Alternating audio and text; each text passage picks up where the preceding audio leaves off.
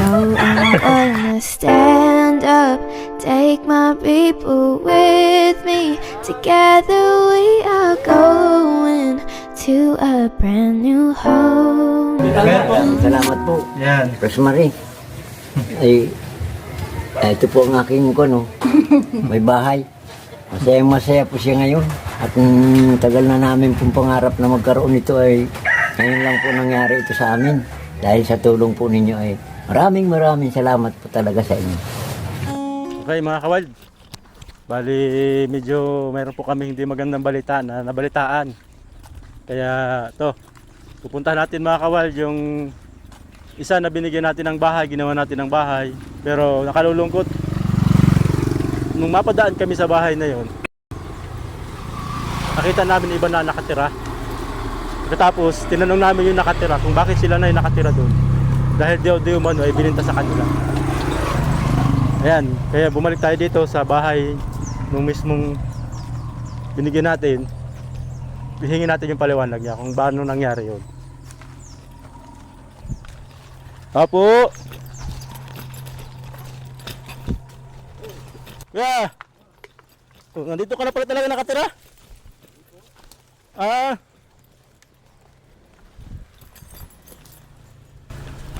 Yeah. Uy. Oh, talagang. Ah.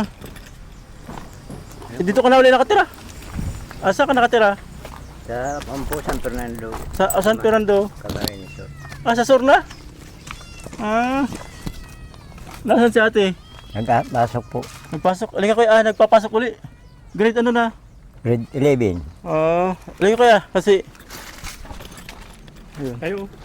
Kasi kuya, ayun, nagibana pati ito, gibana. Kasi kuya, nagtataka kami. Nung dumaan kami doon sa bahay na ginawa natin, na binigay namin sa inyo, iba na yung nakatira. Kay dudong ko po yun yung intriga. Sino po yung dudong na yon? Taga-Dayagam, kaibigan. Totoo po na binayaran niya sa'yo? Narkila po niya ng 5 taon. 5 taon. Narkila niya. Magkano arkila sa'yo? 30,000 po. Tapos binili ko ng 1 hektaryan lupa doon sa Camarines Sur. May binili kang lupa doon? Doon po ang gusto ni Mrs. Doon ang gusto ni Mrs. mo? Ako lang ang gusto dito. Ito po bagang hanap buhay po. Pero tinanong namin doon, binta daw talaga binili niya daw talaga kuya Pag di ko natubos, sir. Huwag mo na natubos. Sabihin, tutubusin mo, plano mong tubusin. Po. At pagkalipas ng 5 taon. Dito lang po ako Oo. Hindi kasi kuya, una, parang nagsabi kami sa iyo, wag mo ibibinta baga. Kasi ang totoo, yung pera nun galing sa sponsor natin, magagalit sa atin. Hindi ko na po naisip yun dahil sa... Ano ba nangyari? Bakit biglang ganun yung pasya nyo? Biglang kailangan nyo umalis? Medyo po nagkaroon ng problema yung misis ko sa utak. Anong? Biglang niya naisip na iwanan yung bahay? Ayun. Minartilyo nga po niya yun. Ayun.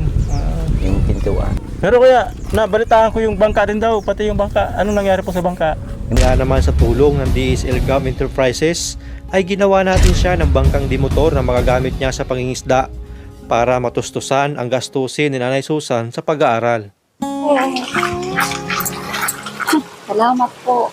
Yung bangka naman po na ito dito sa kaibigan ni Dading, Doon mo rin bininta? nagustuhan niya dito. Magkano pong binta nyo noon? 6,000 pot na kompo dito sa batong ito. Sa makina lang yung kuya, halaga lang ng makina yun. Di paano hanap buhay mo ngayon? Dito lang po pag di pa kami nabalik doon. Totoo pati yung bangka ni Kabayan, wala na rin kuya. Naantig din sa kanila si Kabayang Noli de Castro. Kaya binigyan ulit sila ng bangka. Kung kailan po kayo tumanda, ay saka kayo nag-aral. Bakit ho? Totoo pati yung bangka ni Kabayan, wala na rin kuya. Ngayon po sa pinanggalingan niya. Diyan naman, binili uli ng pinanggalingan niya. Di balik ka kuya sa dati mong trabaho. Pinsang buo ko po. Talaga yan. Paano Ribong yan? na po ang ulo ko, Kasi sir. kuya, Ribong na ang ulo ko, sir, noon at si ano pa Mrs. nangyari? Sabi Kay nga Mrs. ni Kapitana, masama niyan kung tulog ka, patayin ka. Kaya gawan mo na muna ng paraan niya. Ayun. So umalis si Mrs. mo, saan pumunta?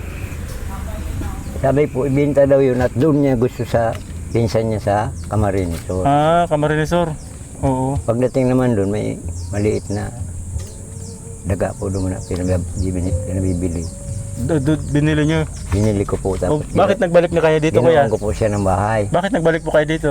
Dahil nga po dun sa payout ko, May senior mo. So balik kayo dito. yun lang po ang hinahanap. Medyo magulo talaga yung sitwasyon mo kuya, no? Ay, po.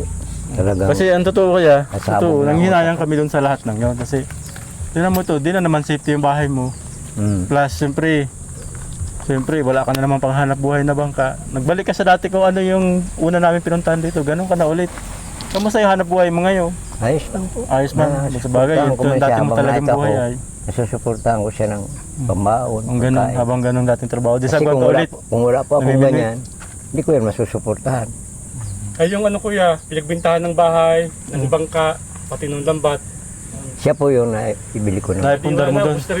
Naipundar nga daw, naibili daw ni kuya ng may lupa-lupa doon bahay sa po ako doon na nangyari lang sa Kawayan. Kawayan. Dalawa. Kumbaga, bumili kayo ng lote, tapos tinayuan nyo ng bahay. Yun po. Hindi po, Sabagay, sa kaya- hektarya po yun. Hindi Kasama ko na yung alam tanim kung mo. ano, pero sa akin lang sana kuya. Yun man naging pasya mo, total, bigay talaga yun sa'yo. Sa akin lang. Nakakalungkot kasi medyo nahiya kami doon sa Eh talaga lahat ng po, sponsor halos mo. po lumuha ako noon. Oo. Dahil Pero, sa, nasa akin na, mawawala pa.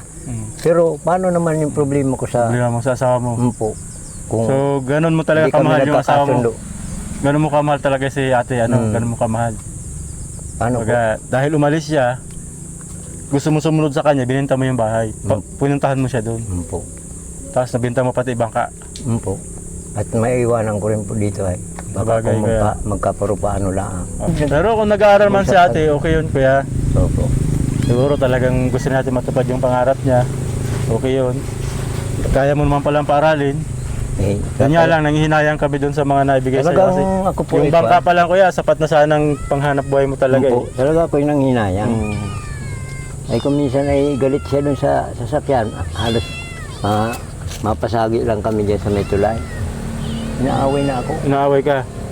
Hindi na kami magkasundo. Ayun. Talagang naging Nasakit magulo po yung talaga buhay ang mo. ulo ko ay. Yan ang naging problema ko. Kung wala lang po sana siyang ganyan, mahal-mahal ko po yung gamit natin. Yung atake ng depression si ate, yung depression niya nag-atake. Eh sabi nila, wag ko lang daw palilipasan niya ng pagkain. Gutom, nagugutom. At oras magutom yan, susumpungin na naman. So, ganun pala ang nangyari kuya. Po. Ang magiging mahirap sa'yo kuya pag dumating sa panahon na nanghina ka na, hirapan ka na magtrabaho, hindi ka na makakagawa ng bahay, hindi ka na makakaipon ng ano mo. Yun sana, magagamit mo na hanggang pagtanda mo kuya. Yun, Ang sinisikapan ko na lang sir, alam sir. Oo. Sinisikapan ko na lang. Pag maayos talaga yung kaisipan niya, doon na siya. Doon na. Gusto ko, hindi na ako sa kanya, dito na ako. Ayun. Papadala Bali, ko na lang. Bakit tingnan mo yung mga kawal, yung bahay ni Kuya binalikan, dati nakabitin to sa kahoy. Nahulog na mula sa kahoy, kaya nakalapat na siya dito. Dati may mga sahig yan dito, nakabitin dyan sa kahoy. Ngayon nahulog na, siguro dahil sa nabulok na. Nung doon na sila nakatira. Sisunan mo mabuti ano? Nalulungkot, nagbalik uli sila dito. So ito yung uli yung sitwasyon ng buhay ni Kuya. Bigyan natin. So ngayon, anong desisyon mo ngayon? Ikaw, anong desisyon mo? Napag-usapan namin kung ganyan, bigyan niya ako ng, bigyan mo akong pamasaya niya kung gusto mo niya. Padalan-dalan mo na lang kung kaya wag mo na akong balikan doon. Yung ganun. Yun po, hindi. Parang gusto niya maghiwalay na kayo.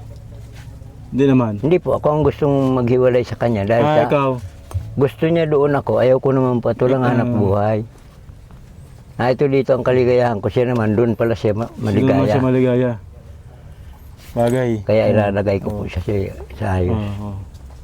So ngayon, may request ka sa amin. Ano yung pinakahuli mong request sa amin? Yun po sana mapayagan na natin yan makalayo sa akin. At nang, ako po ay pag naghahanap buhay, sa totoo lang, mga kasama. Diyan sa pagtugpa namin, nag-aaway na kami sa bangka. Paano pang mahuhuli mo sa paghahanap buhay kung ganyan? So ngayon kuya, parang mag-solusyon sa problema mo, maghiwalay kayo.